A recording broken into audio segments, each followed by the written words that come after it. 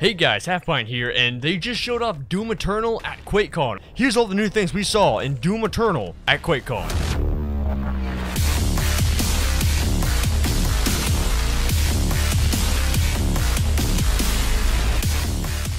We opened up with Doom Guy looking at his helmet, which is a very similar scene that we saw during Doom 2016, a very nice nod. Throughout the demo, we also see a HoloLady come up numerous times talking about how they were trying to integrate demons into the human world. Remember, demon can be an offensive term. Refer to them as mortally challenged. This obviously didn't pan out very well. The UI is looking very nice and very minimalistic, which is nothing too different from Doom 2016. However, it is still a work in progress and looks very nice. No complaints here. We also see Doom Guy punching through walls to access new areas. However, we'll talk about this more later on in the video. First up, let's talk about the demons. The Baron of Hell now returns, and he also has a very explosive ground pound with those blades. Demons now look much more like their Doom 2 counterparts. Some examples are the Mancubus and the UAC troopers. Not to mention more of the Doom 2 demons have arrived, such as the Pain Element, which can still spew lost souls, the Arachnotron, fairly tanky and adds a lot of projectiles on the screen to dodge. This might become very challenging in later difficulties. And the Arc Vial does return as well, however he is shown to be a mini-boss. Will he also come back as a regular enemy to fight during battles? The demons now show what kind of damage they take. Over time, as you hit them, parts will start falling off, adding more realism as you rip and tear. One of the biggest things I noticed throughout the trailer was the fact that not only have the imps returned, but they are a hell of a lot less jumpy.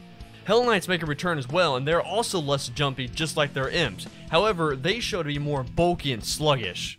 Caco demons can now swallow explosives. This didn't kill the Caco demon during the demo, however it did stun him. The sound effect in there for swallowing the bullet was kinda silly. Don't know if they're gonna be changing that or if that's gonna be a permanent stay. New flying demons were shown off as well, however they were very grounded during the gameplay. We'll have to wait to see how they pan out. Another big thing we saw during the gameplay was how demons hardly attacked off screen. This was showing off the AI from Doom 2016. However, it's very possible this guy was just playing on a lower difficulty to show off the game. It's not too much of a stretch to think that they might also bring elements like this into the Nightmare mode. In case you guys didn't know, the Nightmare mode was an enhanced version of the Doom campaign where the demons did a lot more damage and took a lot less damage. A lot of their AI became less player favored and there was a lot more bullshit found throughout the game. Here's hoping that they'll change this so that Nightmare mode will be less of a chore-like feeling. Also, hopefully they'll add more rewards and incentive to actually do it. Ultra Nightmare mode had no reward for completion. Weapons! Many weapons return. The Super Shotgun is back, and more powerful. The Assault Rifle comes back as well, and is very similar to how it was in the previous game. However, the Zoom Shot is now one super powerful shot. Be sure to land on the head. The Gauss Cannon returns as well. It's much more powerful, however, is very precise. Make sure you aim carefully. Oh sweet baby Jesus, the rocket launcher's back. And it also does more damage than it did in Doom 2016. The Doom 2016 rocket launcher was actually pretty wimpy. But in here we can see that not only does it do more damage, but it also looks like it's using Argent energy. Very interested in seeing some story behind that. Throughout the Phobos showing, I was starting to think this was one of the beginner missions. However, at the end of the mission, we see Doom Guy using the Crucible. When did Doom Guy get a hold of the Crucible from Samuel? The shotgun's looking very promising and sexy. It also shows off how the new mod system will be working. Unlike using the same gun and attaching different mods, we will now see the gun entirely transformed to something else when switching between mods.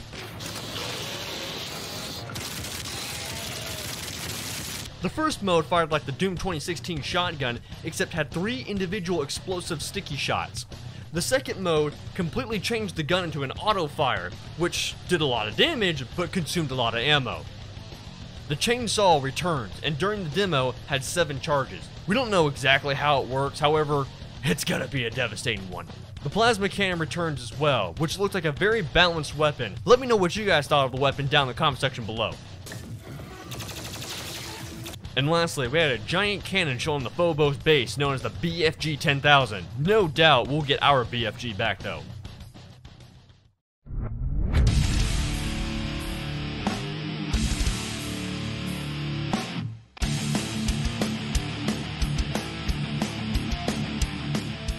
Moving on to the utilities, we see a lot new things for the Doom guy. Punching now has a knockback, which is going to be very helpful during gameplay. However, it looks like the demons need to be hurt quite a bit before they can start getting knocked back, unless they're weaker demons. Doom guy can now swing from objects. Most of them will have to be accessed from a double jump. However, we also saw that not only can he double jump to access them, but he can double jump once again after using them. This will be very helpful with mobility. Moving on with more mobility, we also see him use some wall climbing. Very nice, and hopefully we'll have more secret areas using more wall climbing. And to top off with the mobility, we also have boosting. This is going to be separate from double jumping, but will add more to the gameplay. Mixing double jumping and boosting will be very useful for mobility. There's also a new grapple hook that can be used to lure yourself towards enemies. We don't know if we can bring enemies to us, but we'll have to wait to find out. Mobility is going to be huge with Doom Eternal. He can change between frag grenades and a flamethrower, which the flamethrower appeared very underwhelming at first. However, at a closer inspection, looks to be more of a crowd control than just straight up damage. Expect to use the flamethrower for more crowd control instead of an instant win for harder difficulties. We also see Doom Guy acquire an extra life. We don't know exactly how this mechanic worked, as they didn't really elaborate upon it, or we didn't see it in action. Extra lives may work so that you can come back to life without having to reload a checkpoint.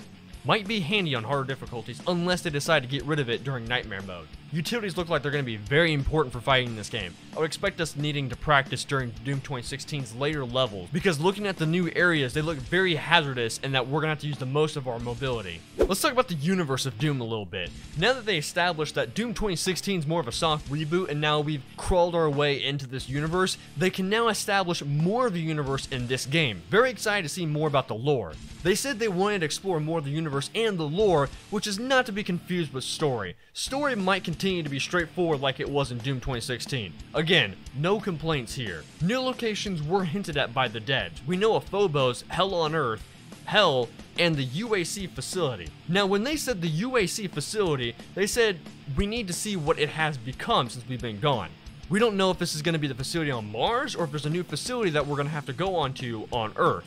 One more location was shown off, but was not unveiled at what it was supposed to be. It is still a mystery to all of us. However, it looks like some sort of demon home world. Is it a separate dimension from Hell, or does it have something to do with Hell?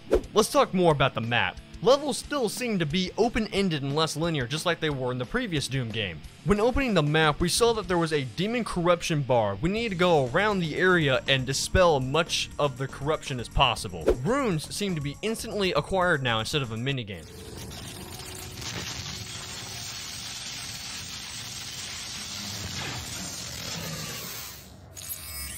After acquiring the rune, we see Doom Guy get a perk called Bloody Punch, which allows him to do a very devastating punch after a glory kill.